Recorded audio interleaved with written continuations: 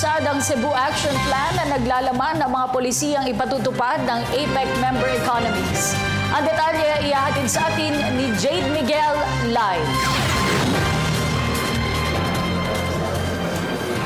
Yes, Kathy, formal na ngang inilunsad ang Cebu Action Plan matapos ang serye ng workshops at pagpupulong na isinagawa dito sa bansa.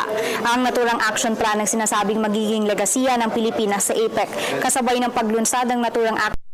Ang pag-a-unveil din ng isang marker na gawa sa brass na may 4 na letra ng APEC na nagsisilbing apoy sa torch.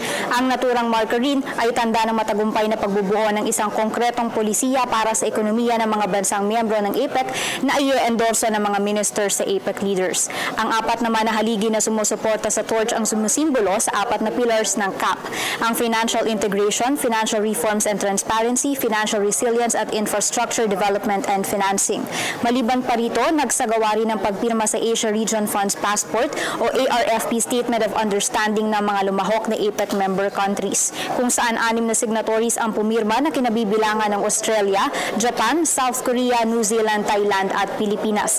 Ang ARFP ay layong bigyan ng access ang mga investors na kabilang sa passport member countries sa mga pondo at produkto na ino-offer sa Inaasahan na sa pamamagitan nito, mas magiging competitive ang mga bansa sa Asia at mafafacilitate nito ang cross-border na daloy ng pondo sa rehiyon.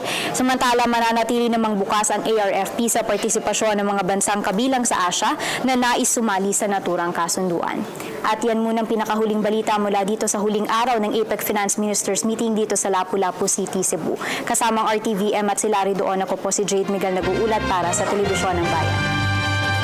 Maraming salamat, Jade Miguel.